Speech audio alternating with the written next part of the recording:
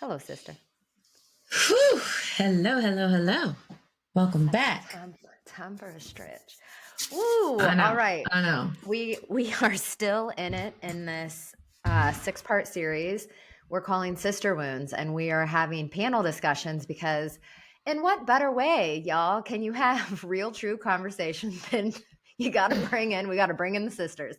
So we are if you tuned in last week, or if you're just joining us, we are sitting down this week with Michelle Witherspoon. If you tuned in last week, you know about her. But if you're just tuning in, let me tell you a little bit about her. She's a mom. She's a wife. She is all things DEI, has been in this space for a very, very long time, I think upwards of 30 years. And really her mission, if you will, is to harness the synergy of people and strategies. And I just love this so much. You're such a wise woman, and I'm grateful that we finally get to meet. So welcome back in. Thank you for having me. I'm excited. And then we also have Neryeda Martinez is with us, and she's a storyteller, an epic storyteller. She's also a mom. She's a wife. She's the co-owner with her husband of the Healing Tree Collective, a community center it's Phoenix, right? Mm-hmm. Yeah. Okay. My brain had to think. And she's also a licensed Ishara teacher. So you've heard us talk plenty about all things Ishara, and you can find Ishara with Nereyda too. So welcome back in, sister. Thank you so much for having me. Yay. Well, we uncovered a lot. Last week. Stacey, what's coming through? What's coming through for you? I'm feeling some. It's so interesting. I was thinking about healing the wounds, right? And, they say, and it's true, when a scab shows up, that means we're healing. Right? And a lot of times, what I heard you talk about last time, Nereyda, especially, was with, like, I'm holding this in, I'm hiding in that I'm wounded and I'm scared and I feel like I don't belong. Like, how do you get to heal from that? Because you're not even giving it air so the scab can show up and start to heal, right? And so many of us just carry these wounds and we just hold them. Like in last week's episode, you all can go and check it out. And Nereyda was talking about a particular group she was in, and it took 3 years for her to feel like she could show herself and be completely in a space of safety and acceptance. And Jill brought up, like, yeah, damn, we don't want it to take 3 years. And there's so much taught and conditioned and programmed distrust, mistrust, and competition among women.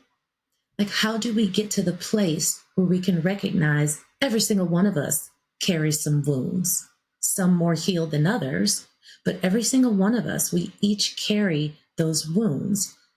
How do we get to a place of acknowledging that and walking into situations, just accepting that, hey, I know I got some wounds. I know she has some wounds too, but can we meet somewhere and not live from the wound?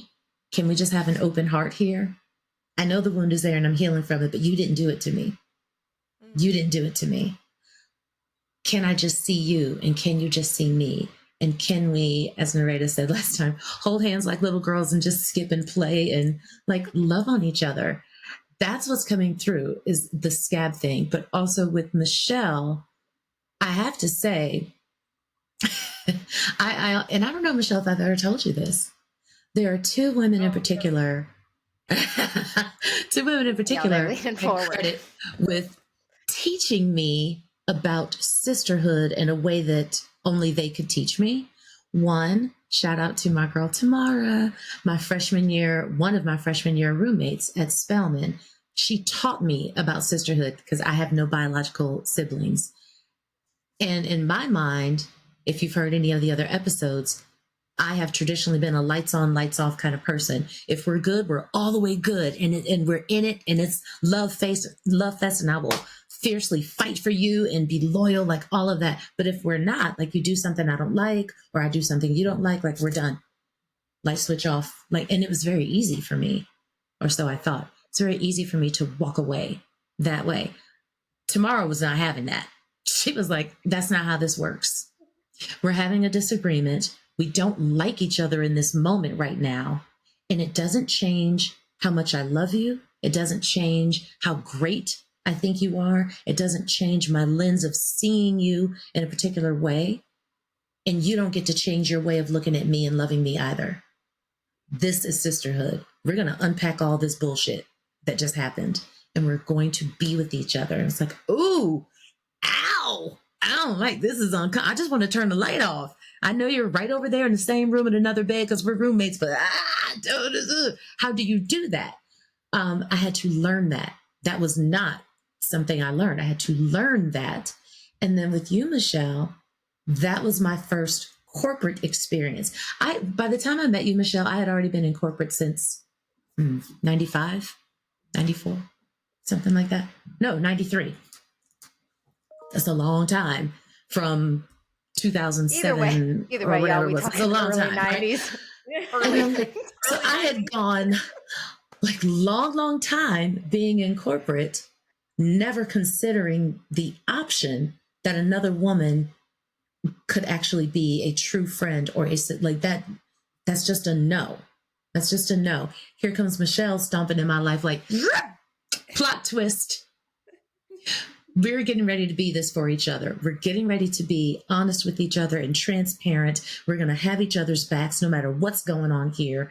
And not only that, you're coming to my house in North Carolina, and that's just what it is. You're going to be here for a weekend with a bunch of women.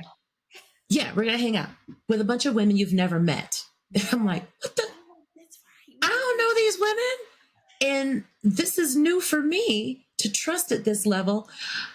I got my happy ass in my car and I drove to North Carolina from Georgia, and I spent that weekend. And she showed me by modeling, like, this is what sisterhood can look like in adulthood, even in the midst of corporate chaos and mess. Like, we don't have to bring that into our relationship. We can let it be. And I'm like, how do you show up that way? Like, that was mind boggling. But that was me not being willing to show the scab, like, I'm still healing from stuff.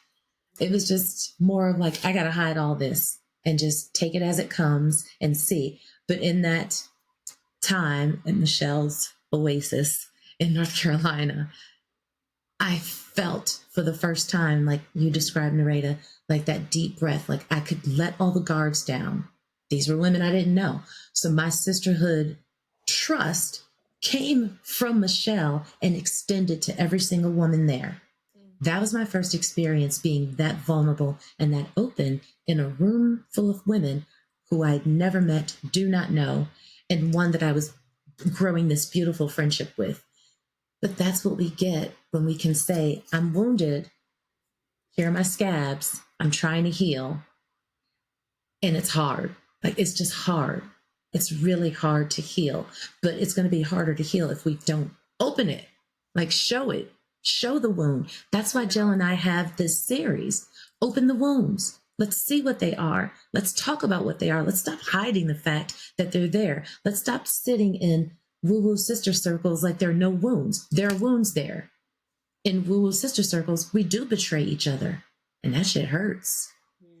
Probably for me hurts even deeper because now we've connected at a very spiritual level and we've bonded through ceremonies and rituals and practices. And to have that betrayal happen, it's deep.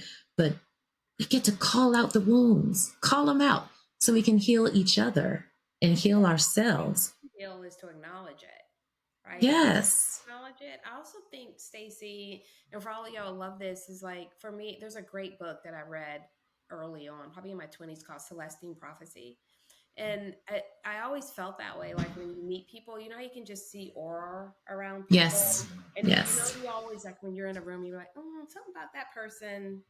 I don't really, something about them. Their energy is putting off something I just don't feel. And so I've always really paid attention to that. And so I do think with the wounds of, first of all, you first have to acknowledge it. All the stuff that you said, you know, Stacey, is that acknowledgement to heal to what's underneath that scab. But I also think it's like, pay attention to the people that you allow in your space. So you can start to diminish the future wounds to come, because they're going to come. Right? I mean, unless you just live in a bubble and you never go and you do anything, you sit out there, there are always going to people that, and sometimes, last time it can be unintentional, but I do think you have to pay attention to that aura that people have around you, or that you see when you meet people, and then determine maybe you're just an associate, right? You're not within this sister space, and that's okay. I mean, it's perfectly okay. Everybody doesn't have to come in, and just because you talk to somebody even every day or every week doesn't mean they're your friend. Maybe they're an associate that's in your life for a period of time for some level of context, and then you move on, and then those things develop. And I think we have to acknowledge that. I think men do that way better than women. Like sometimes I ask my husband, I'm like, so what did y'all talk about? He was like, nothing. I was like, you were over at their house for like 5 hours. He's like, yeah, we watched the game, or well, yeah, but what deep conversations did you have? He's like, no, right, like, oh, right. So I do think as women, we probably lean into that, but I also think that's why we live longer, because we get some of this stuff out of our soul and our systems. Um, but I do think it's the acknowledgement of that first, Stacey. Yeah, right now, as you both were talking, I just kept thinking about how, and Stacey, you were talking about this earlier too, but knowing that and I can't remember how you said it because you said it so beautifully, but coming into a space, knowing that you have wounds, right? I think that's also so important for all of us to always know that everybody, like, that we're all walking around with our wounds, and everybody is on a different pacing. I don't know if you want to say pacing, but they're at a different place, right, with their wounds. And I think once, or for me anyway, once I started to work through my sister wounds, then I got really picky about who I wanted to be around with, which I thought, oh my gosh, because the people pleaser was like, that's so mean. Because sometimes it meant to do with my blood sisters, sometimes it meant to do with my, friend sisters. So, but I had to be very, I got clearer with my own wounding.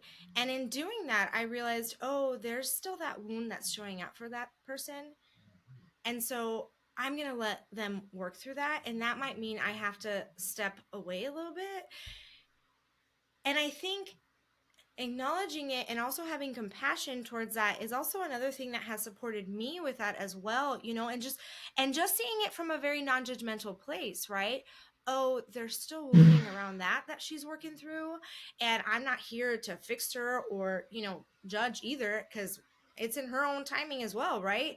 But having that capacity, knowing that it's coming from a deeper place, and now I'm here on my own wounding journey, and so now I'm going to be around these women that I know I can talk to very openly.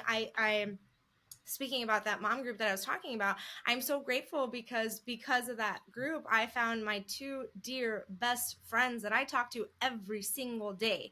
There are two Filipino women that I have absolutely fallen in love with, and have been my saviors, really. But we have these deep conversations all the time, right, about these wounds, about many wounds. And because now I have this space where here it is safe, here it is welcome, I can say all these things, right?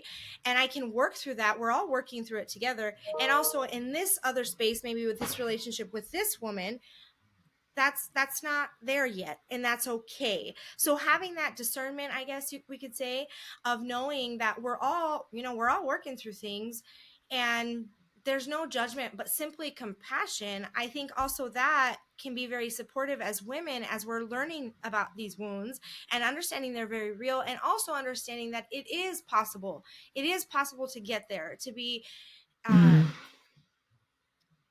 to not necessarily be healed, you know what I mean? But to have all that compassion and see each other as sisters. I mean, we're talking about sisters, right? What does that even mean? But to see someone as a sister, I typically like to imagine them if they were my daughter. Sometimes that is more helpful for me, because how would I treat my daughter? You know what I mean? What kind of compassion would I have for her? So yeah, just understanding that we're all on a different path, and we might need to give ourselves space from certain people at certain points in our lives to support each other's healings, right? Not just theirs, but also mine. So that was just really coming up for me, and having that reflection for myself also, and how I have had to do that and learn to not do it from a judgmental place, right? Because that would have been the easier thing. That would have been more of like a past version of me to do that. But now to be like, okay, she's got some stuff coming up for her, and we're gonna give that space. Yeah. It's like what I'm Michelle, when you're saying, well, everyone's touched on this, but it's like this self-permission. Cause I don't know if anyone out there that's listening, you might find yourself ever have done this before, but there's a particular woman that I kept continuously being triggered by. And it was just without fault. Like every time I would see something, or like we'd be in contact, or like whatever. And I couldn't figure it out, but the competitive nature of my beautiful athlete self was like, nah, we gonna stay in here. There's some healing for sure. and I stayed in it for like, I don't know, a while, like 3 years or something. And it wasn't until recently, and Stacy knows because I've had conversations with her of like, God, what do I do? Like, I'm doing all the things, y'all. I'm peeling back my own layers. I'm like, well, maybe it's this, or maybe it's this, or my lens. I need to adjust, da da da da da. And I think it was Stacy and another dear sister. You were like, in one of our messages back and forth, Stacy was like, and Jill, you just don't need to say anything, and you also do not have to be in communication with this person. And it was like just so easy. We have this saying of like, pass the salt, when things just get to be like, you just pass the salt across the table. Like, oh, I don't have to actually, it might just be what it is. It might just be that we are not in a place in this interim right now where I'm going to be connected and able to like receive or give or see or what have you. And I had another dear sister that reflected to what Michelle was saying. I'll give you all a visual of like putting them in groups. And so this dear sister of mine gave me the circle analogy, and I love circles. So it's like you have your tight knit inner circle, then you have the next layer. If you think of a tree, right? And the tree has the rings. This gets to be the different layers of sisters, of friends, that you get to just have. And like, which ring are they in? The 8th ring? They far out there? Okay, cool. Well, you know that going in. So it doesn't have to be, because for me, I will put self-pressure of like, I need to learn more, and let me just here's my heart. Wah. And it's like, no. Not really. It's That's so true. Like questioning yourself in your friendship. Like, it's really interesting you said that. I was like, wait, am I questioning myself? Am I a good enough friend? What type of friend decisions am I making? Like, all of us on this have said that at some point. And it just makes you think through, like, how deep are my wounds that I'm still questioning? Am I showing up as the right friend? Right? So am I nurturing myself enough that I'm confident? Like, I'm kind of like Stacey a little bit. I've worked on this through lots of therapy, but if I trust you and then you do something to diminish that trust, and I'm good with turning that light off. Like, and it's so bad sometimes. Oh, same. You'll be out. Like we've talked. Yeah. I'm like, cool. Bye. I warned you. Yeah, exactly. I warned you. I told you this was going to happen. So if you now, I'm just saying. Now we're not like that anymore. We've worked through these things. Working through. Working through. Progress. Working through.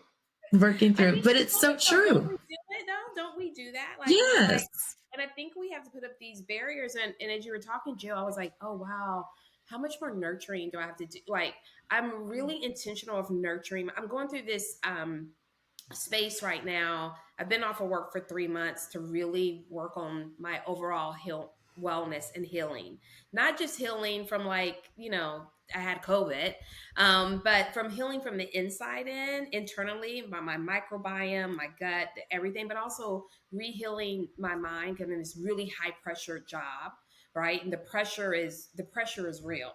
like the pressure is real, right? And so how do I make sure that I'm taking care of myself while I'm also worried about taking care of this team, and also seeing this dynamic of what's going on in the world? And so am I being the best of everything? And I think as women, we do this, right? Am I being the best good friend I can be? Am I being the best mom, Mm-hmm.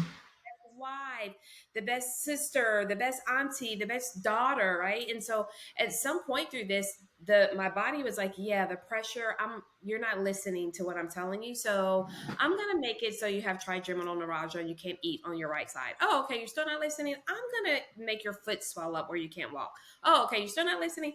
I'm gonna give you shingles, right, on your face. Right. And so like all these things happened to me in the last 6 months. And then it was finally when one of my employees said, what's going on with your face? I said, I don't know. I think it's shingles, whatever. And then I was like, maybe I should go to a doctor.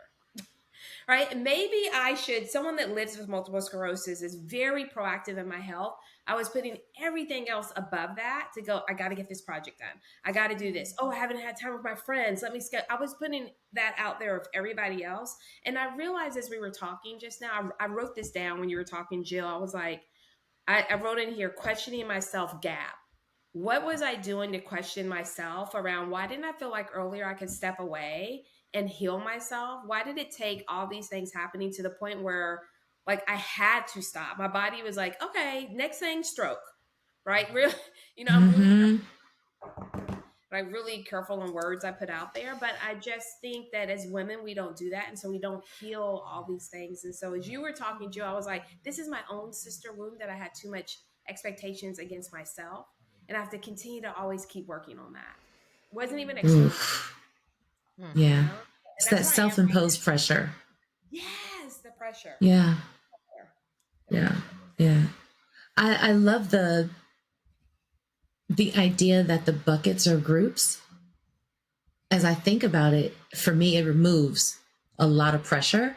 Like my mama, bless her little heart. I just love her. Hey, Ma. That's my Merle girl.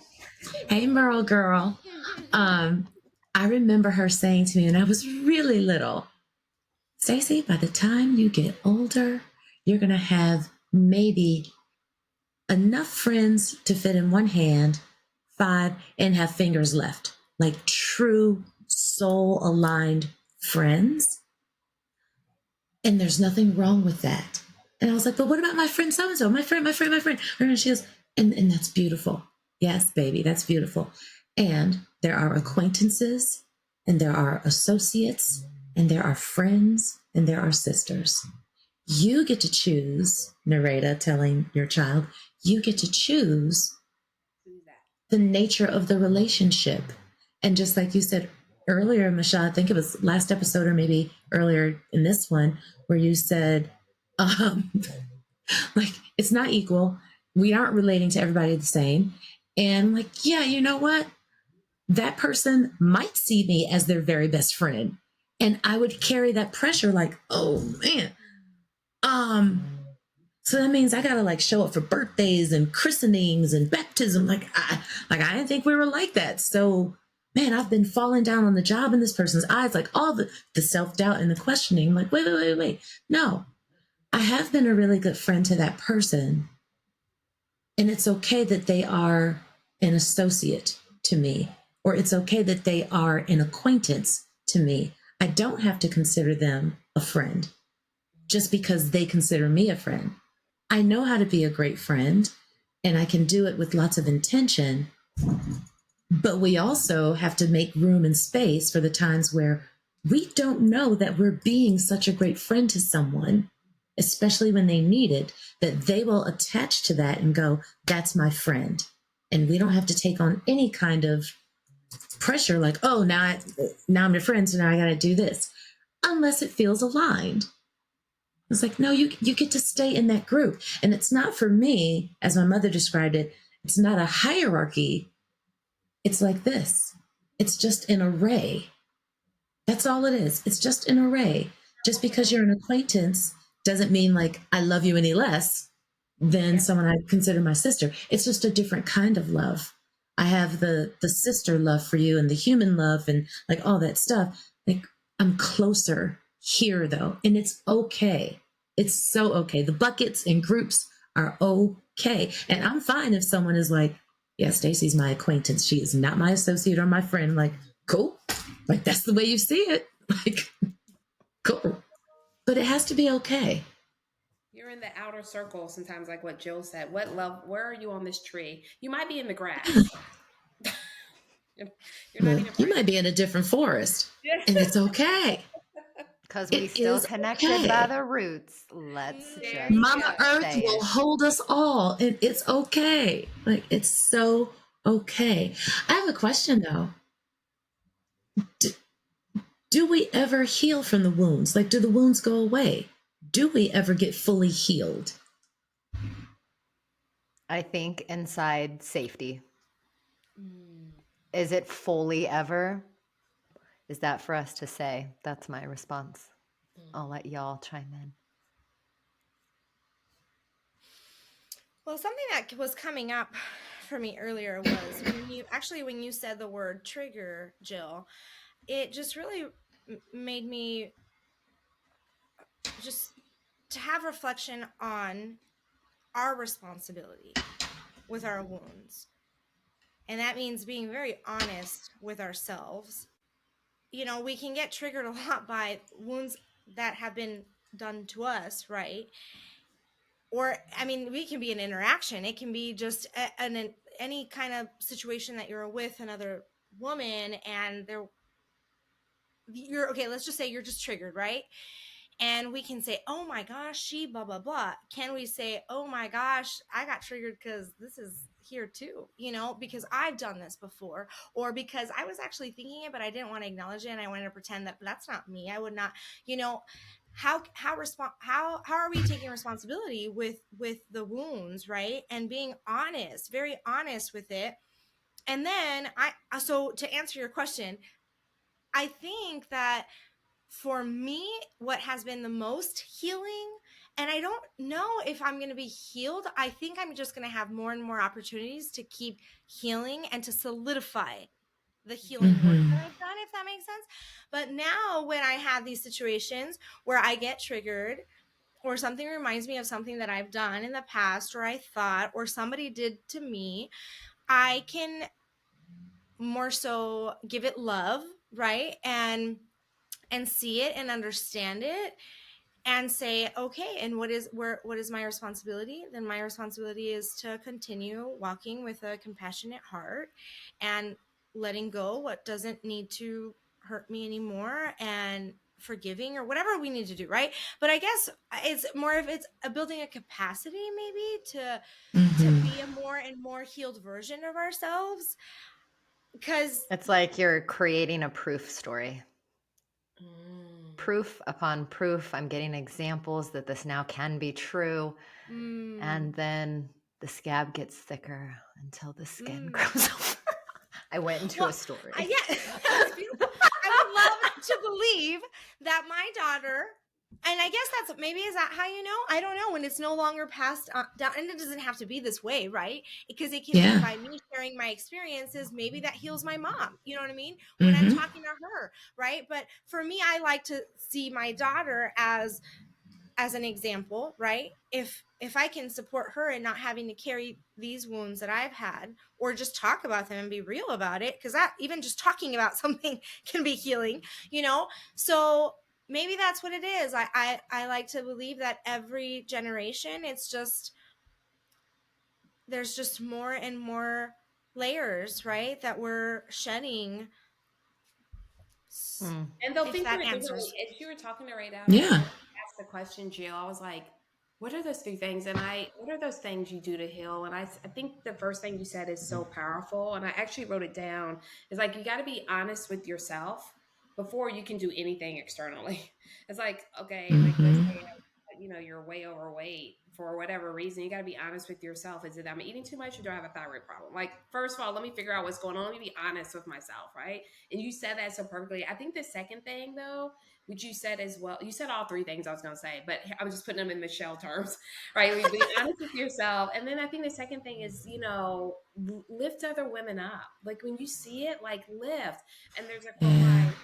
I'm not going to say the quote. I'm messing up all quotes today, but, you know, like, you see somebody else's crown, like, fix it, straighten it, like, just be there, right?